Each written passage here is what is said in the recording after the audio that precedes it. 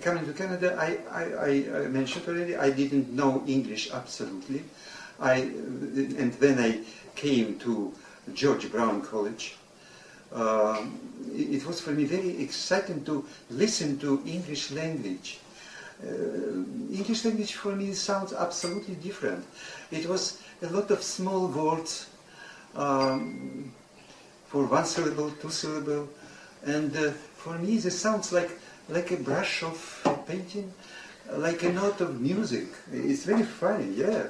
It's true, absolutely, because I didn't understand meaning of many of these words, and when I attended some class, and some teachers taught something, or this good language student tell something about this one, I listened to sounds, and it was first my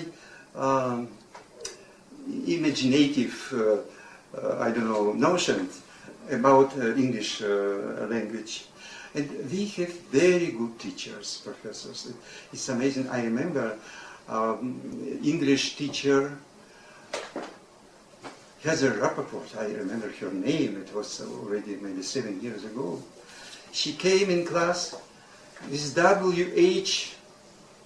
Auden, his book of the great poet. And she began the class, the study, with reading poetry. And she addressed to us to write some our I don't know, it's not critics, like our attitude to this poetry. And she told, you can write some poetry too, if you can write some poem. And I tried to write the poem. It was my first poem. My attitude to this poem of W.H. Auden. It was very interesting, very funny.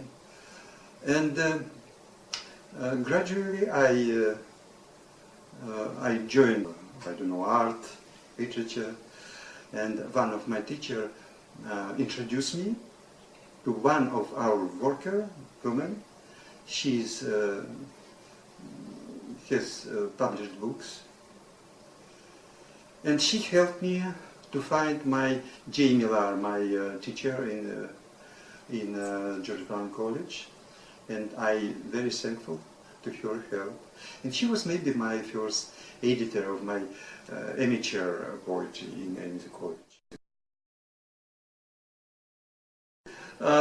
I have in Canada my son. He went to Canada, left Russia maybe about 18 years ago. He's a computer engineer. In Moscow he worked for Canadian embassy like a computer engineer. And they suggested him to go to Canada. He's modest. He's a modest guy. He cannot make business, what now in fashion in Russia. He just a worker, computer engineer, nothing more. And he decided to, it will be better to go to Canada and honestly work by his profession. And I came to him. I was 67. And in 70 I became, I had a new profession, a writer. It's very funny, yeah. For me, for surrounding too. Yeah, of course, the only, not the main theme of my poetry, maybe only theme of my poetry is my memories of Russia, of Russian culture, of Russian history, of my surrounding in Russia, about my friends, about institution, about my job. It's this topic because it's only experience in my life. Like this one.